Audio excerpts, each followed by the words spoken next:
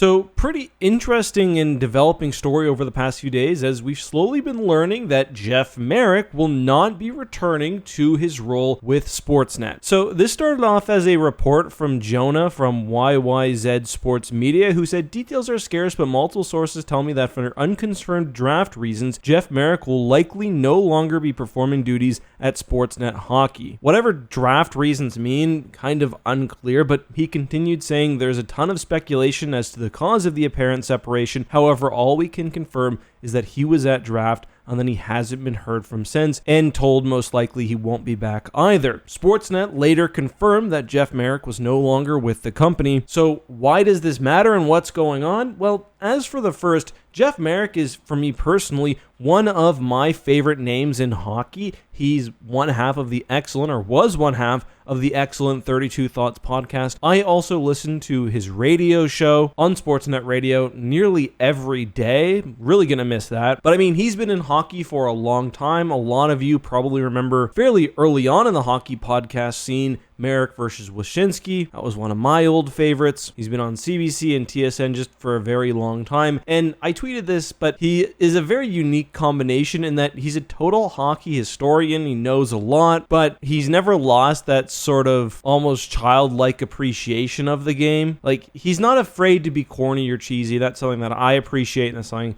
I think a lot of people appreciate. As for the why, well, in the current age, a lot of people were concerned or speculating about what could have happened, especially I think the initial tweet makes it seem like something happened at the draft, when in reality, what appears to have happened is that Jeff Marek's contract simply expired and he could not agree to new terms with Sportsnet. Sportsnet been seemingly cutting back on some of their NHL budget, so I don't find this surprising, but Jeff Marek is one of their big dogs, even though he doesn't usually actually run the broadcasts anymore. I say this mostly because of the wording. Like, if you look at what Sportsnet said, it was simply that Jeff Marek was no longer with the company. Typically in situations where there has been some wrongdoing, the company will state that it was their decision. But to me, the more compelling evidence is just look at how other people in the industry have been reacting to Jeff leaving. Pretty much everyone with a voice in hockey has been saying good things about Jeff, how he influenced them and helped them get a leg in. And hockey is a very small world. If something had happened, they would know. But the other person who would certainly know is Elliot Friedman, not only Jeff's co-host on 32 Thoughts, but if you listen to the radio show, he calls in almost every day. He put out a really nice tweet today. He said, when we started the podcast, Sportsnet asked if I wanted to do it myself or have a co-host. I like the idea of playing off someone. Scott Moore suggested Jeff Marek. It was brilliant. Jeff has his loopy suggestions, and he does have many, but they made for fun debates and great moments. Life throws curveballs at you.